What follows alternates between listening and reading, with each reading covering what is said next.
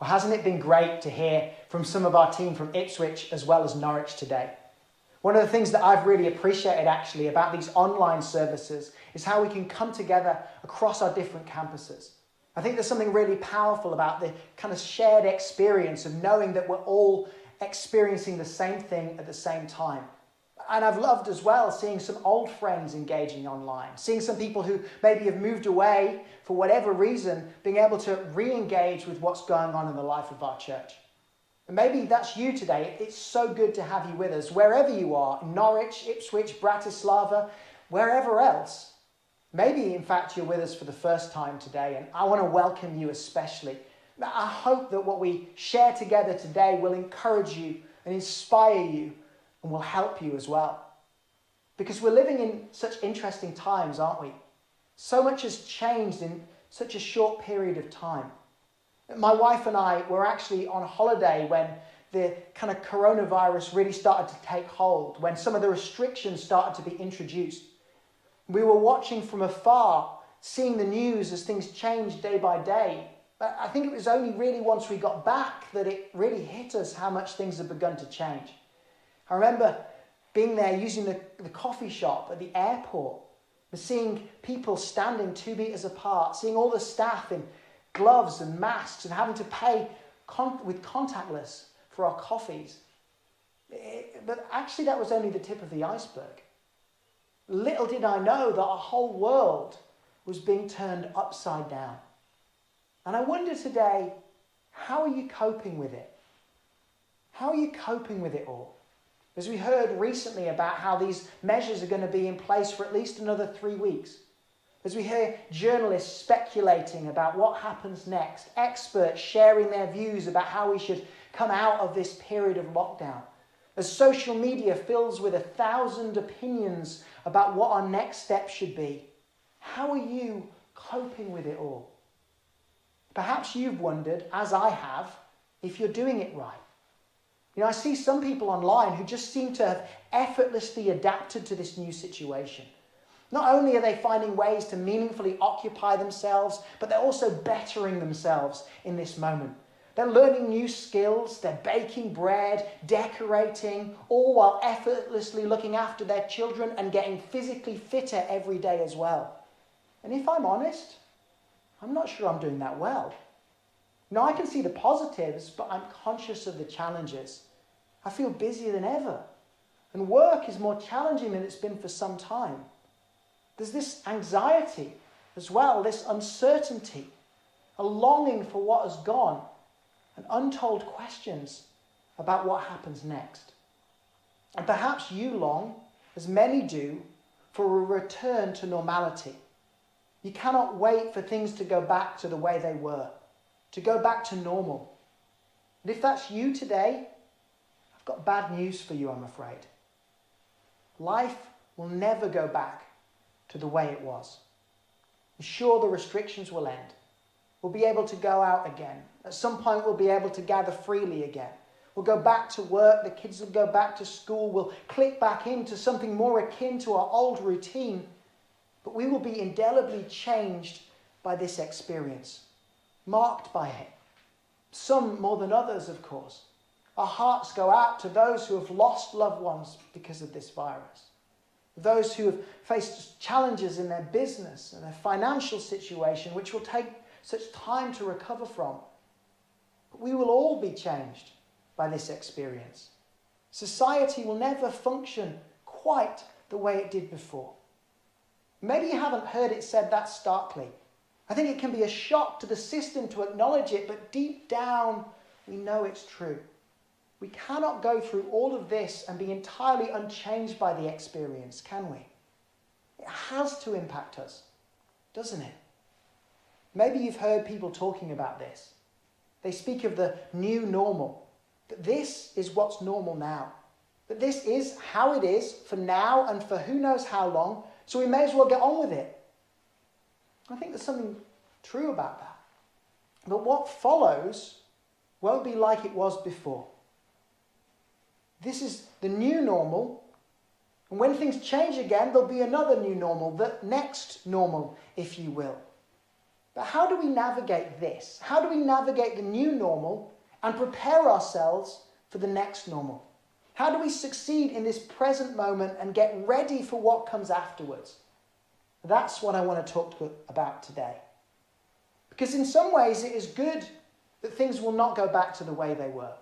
An experience like this should change us. It should challenge us.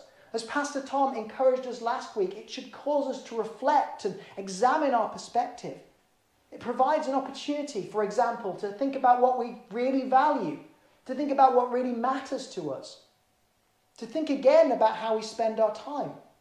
Going forwards, we'll feel very differently about what constitutes a key worker and how we treat them. We'll see the NHS differently. We'll think differently about how we shop. We'll likely think again about which meetings we need to go to and whether we need to actually be there in the room. We'll probably think again about our work-life balance. Hopefully, we'll hold on to the shared sense of coming through something together. And also, we'll make the most of the opportunities that we do have to come together physically again. And yes, I think there should be opportunities to grow and develop through all of this, to take stock of where we are, to consider where we want to be, to think about the skills that will get us from here to there. Some of us coming out of this will never need to buy sourdough again. Some of us will have to delete our TikTok account because we won't have time for it anymore. But to reflect on where we are and where we're going is not only sensible, it's also spiritual. I've been thinking over the past few weeks about the words recorded in Isaiah 43, where God speaks to his chosen people Israel through the prophet Isaiah. It says this from verse 18, "Forget the former things, do not dwell on the past. See, I am doing a new thing. Now it springs up, do you not perceive it? I am making a way in the wilderness and streams in the wasteland." So God encourages his people here that he is doing something new, something fresh. God's encouragement is that he is making a way where there is no way. Notice that God does not say that he's going to reopen the old way.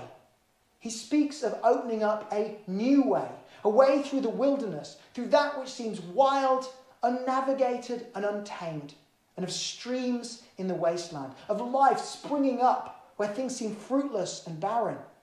These words encourage us to look for a new way. And God says he's already doing it. These verses are in the present tense. I am making a way, not I will. And he asks those following him if they perceive it, if they see it. Do they notice what he's up to? God doesn't want them to be so busy longing for what's past that they miss what he's doing now. And we could ask those same questions. Do we see what God is doing? Are we conscious of the new way? Or are we longing for the old way to come back? Because of the danger that we're so busy looking back that we miss the opportunity that is opening up ahead. Now this is all well and good, but it doesn't necessarily tell us how to navigate the new normal. It simply encourages us not to look back, but to look ahead. So to understand how to adapt, I want to pick up on an account that comes in the aftermath of Easter. In John 21, we read of the third encounter that Jesus has with his disciples after the resurrection. To set the scene, Jesus has been put to death on a cruel Roman cross and raised to life 3 days later. Resurrected, risen Jesus appeared to his disciples twice when they were gathered in an upper room. And then in John 21, we read of when they see Jesus next. Now the context of this is interesting, because we read of how Peter, also known as Simon, one of Jesus' closest friends, announces to his fellow followers that he is going fishing. Now, fishing is not a hobby for Peter. This was his former career. He was a fisherman when Jesus called him. So here they are, in the wake of Jesus' death and resurrection, the crowning glory of Jesus' earthly ministry, the culmination of all that he had promised. And Peter, instead of moving forward in the moment, goes back to what he did before. We pick this up in verse 3. It says, "I'm going out to fish," Simon Peter told them. And they said, "We'll go with you." So they went out and got into the boat, but that night they caught nothing. Early in the morning, Jesus stood on the shore, but the disciples did not realize that it was Jesus. He called out to them, "Friends, haven't you got any fish?" "No," they answered. He said, "Throw your net on the other side of the boat and you will find some."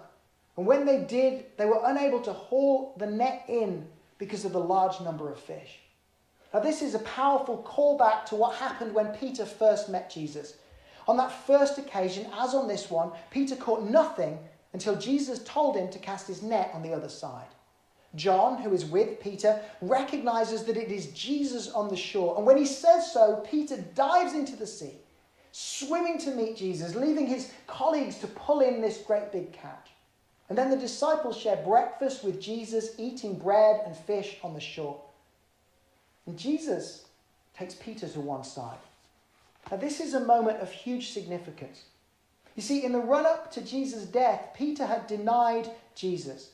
Asked questions by a servant girl outside Jesus' trial, Peter had denied knowing Jesus 3 times, abandoning his friend, claiming not to know him at the moment of his greatest need. And Jesus had come to make that wrong right. In verse 15, it says, when they had finished eating, Jesus said to Simon Peter, "Simon, son of John, do you love me more than these?" "Yes, Lord," he said, "you know that I love you." Jesus said, "Feed my lambs." Again, Jesus said, "Simon, son of John, do you love me?" He answered, "Yes, Lord, you know that I love you." Jesus said, "Take care of my sheep." The third time he said to him, "Simon, son of John, do you love me?" Peter was hurt because Jesus asked him the third time, "Do you love me?" He said, "Lord, you know all things. You know that I love you." Jesus said, "Feed my sheep." Jesus asks Peter 3 times if he loves him. And each time Peter answers, the pain apparent by the third request. Jesus gives Peter 3 opportunities, a chance to undo each of his 3 denials. And each time Peter answers, Jesus encourages him, "Feed my lambs, take care of my sheep, feed my sheep." This is a powerful moment, one which would shape the early church. Peter became one of the most significant leaders in the whole of Christendom. He was the first to reach out to those that were not Jewish and did much to establish the early church as well.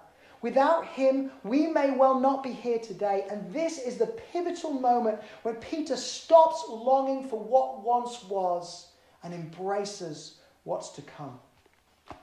Peter had gone back to what he knew before. Maybe he did not know what to do next.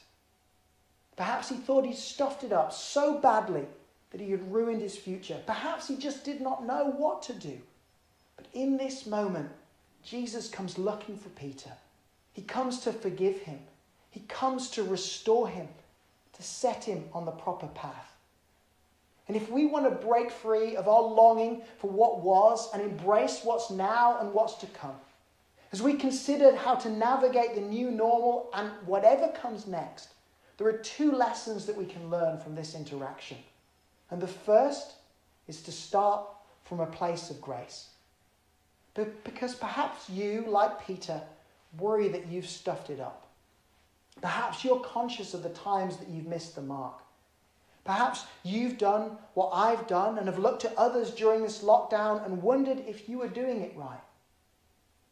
Perhaps your concern about whether God can use you stretches back far further than that. We must begin with an understanding of how lavishly God loves us. Jesus comes to restore us, to take away our past mistakes and extend to us the hand of grace. Grace is the unmerited favour of God.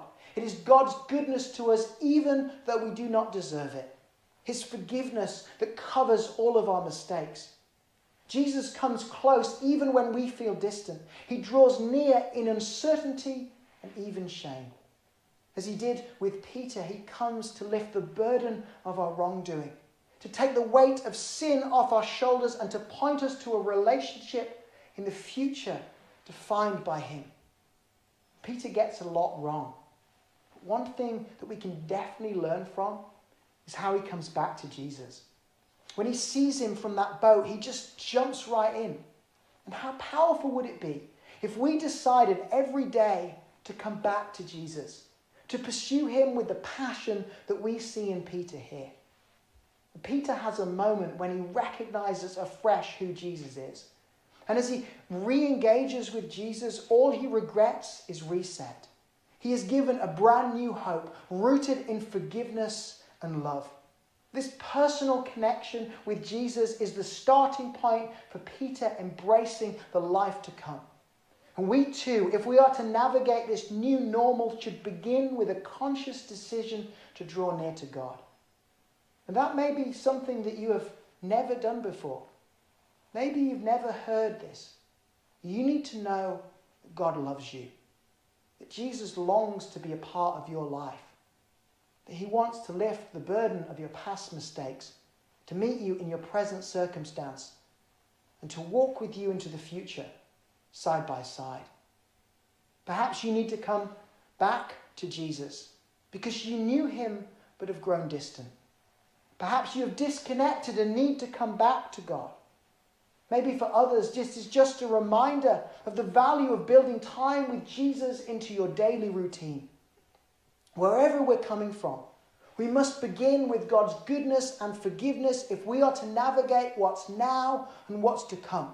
So firstly, we must start from a place of grace. Secondly, we must focus on a life beyond ourselves. The second thing to notice here is that each time Peter tells Jesus that he loves him, Jesus tells him one way or another to look after his sheep. He is exhorting Peter to look after his followers, to place his focus on those who are to come. The point of this interaction then is not only to restore Peter, but also to refocus his attention on those who are to come. Jesus doesn't want Peter to go back to fishing when he is the rock upon which the early church would be built. Now, I don't know about every aspect of your situation, and I cannot clearly tell you what comes next. But I do believe your best life comes when you lift your focus and ask how you can help those in your world.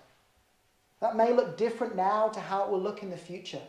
But you can do well to ask how you can positively contribute to the lives of other people. That's what Jesus does here for Peter. He shifts Peter's focus off his own mistakes and onto how he can help others. And perhaps Jesus wants to do the same with us. We spoke last week about restoring hope. And I believe that is more essential now than ever before. People need to see that there is a future, that we will make it through this, that we can come out stronger on the other side. And as followers of Jesus, there is an obligation upon us to believe for better and to help others to believe for better too. So what can you do this week that will help someone else? How can you restore a little hope in them? Maybe it's as simple as a text or a phone call. Maybe that's all you can do in our present circumstance. Or maybe there is much more. Whatever it looks like, if we shift our focus beyond ourselves and onto helping others, I believe that it will open up the way to make a tangible difference both now and in whatever comes next. Jesus wants us to be free from our own burdens so we can help those in our world instead. So that we can share with them what we find in him. Just as we see in Peter the power of a personal connection with Jesus, so we also see the beginning of his passionate commitment to help others too. And if we combine a personal connection with Jesus and a passionate commitment to helping others, then we will successfully navigate this new normal and whatever comes next. If we combine a personal connection with Jesus and a passionate commitment to helping others, then we will navigate this new normal and whatever comes next. I need to finish, but I hope today has been helpful and encouraging. As tough as it might be, we need to leave behind our longing to return to what once was, to look instead to how we can embrace the new normal and prepare for what comes next. God is doing something new, And he wants us to be a part of it.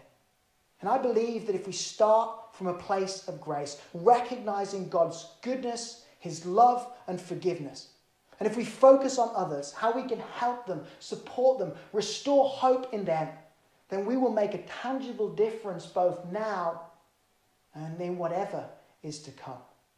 I believe that we can see something significant happen in our lives and in our world. If we will leave behind the past mistakes and embrace the bright future, even in the midst of challenge and trial, God can yet do something great.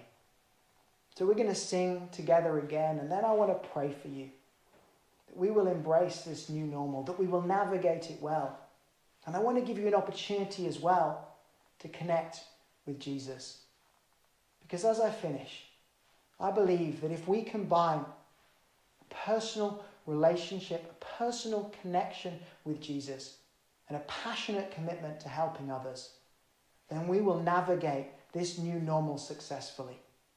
And we will successfully navigate whatever comes next.